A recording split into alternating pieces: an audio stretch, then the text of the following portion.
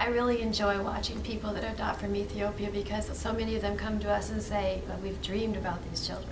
Wow. Or spiritually, God is bringing us to this, and it's a very spiritual thing. And they get very, very attached to these children. Of course, I remember getting our little referral picture, and boy, they had a hard time keeping me off that plane.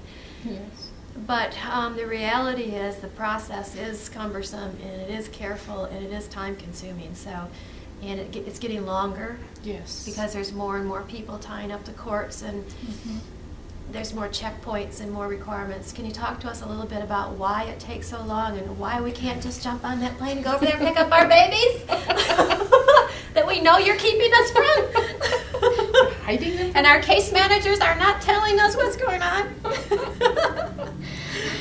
Well, at first I'm going to say Ethiopians are not natural communicators.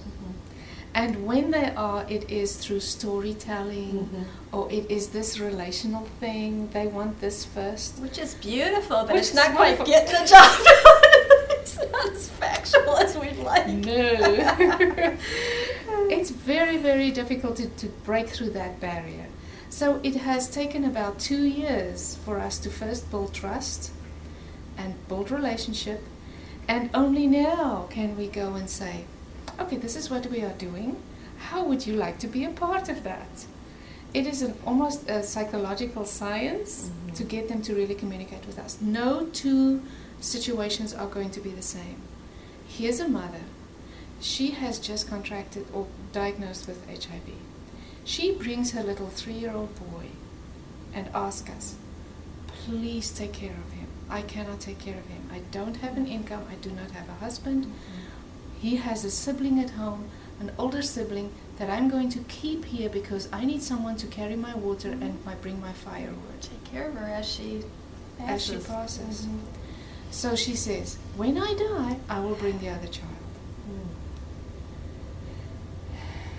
We can never go to her and say, give us both your children and we will take care of them. It has to be her decision. We have to maintain their dignity. So, here we have the 3-year-old boy. We process him, we medical him. So we get to the whole process. He's referred, family takes ownership, ready to run and come get him. All his documentation has been processed through 3 layers of zonal government, through another layer of regional government, and then eventually it goes through federal government and then court and all that. Now, a week before court process, the mother disappears. We normally, I should say about 10 days before court, the mother disappears. The social worker who has been trying to get a hold of her either through cell phone, believe it or not, they do have cell phones, or a message via a message, because everybody knows everybody of 3 million people. It is true. She doesn't show up. So Solomon gets on his motorbike, the social worker, and he goes and searches for her. Door to door to door to door. In the meantime, all these other cases are waiting because he's running after one mother. He finds an acquaintance of her, and the acquaintance says, she just died. Solomon has to go back to Addis and say, stop the court, cannot process because we have to redo documentation because this child's status has changed. Totally different type of case. Yes. Now the child is being processed as an orphan and not as half orphan. That little tricky there affects the documentation, affects the days to come, and affects weeks because now the court case has to be postponed. That is just one of several incidents. Several. She could be moving to find work. Yes. She could just, and unfortunately, it's not like you can do all that type of thing when you have her, when she comes in, because you have to wait till we have the matching and the parents' documentation and get that all together and go through the process. And it's just the way it is. And a lot of the officials that are responsible for these activities, they might not be there the days that you want, or they say no for whatever reason. You're absolutely or right. Or they don't want to deal with it that day. That's right. It's the reality of the inconsistency and the risk. This is really, for me, more and more, very much.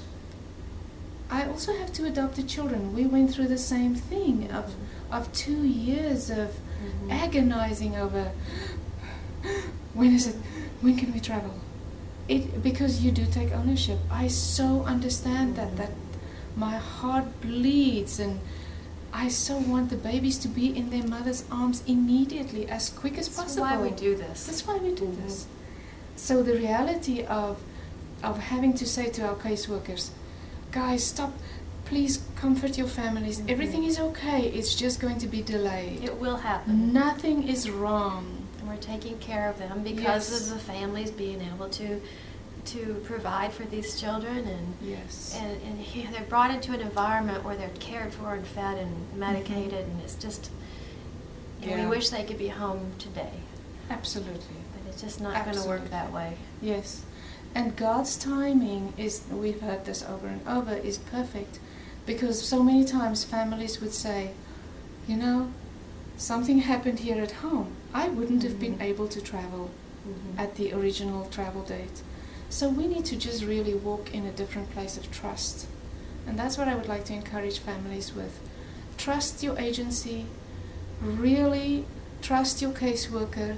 We are doing the best we can. Communication is not always easy. Communication is wonderful. Just by me being here for this week, I could log into internet and get in there immediately. It's Christmas. It's electricity. It's electricity.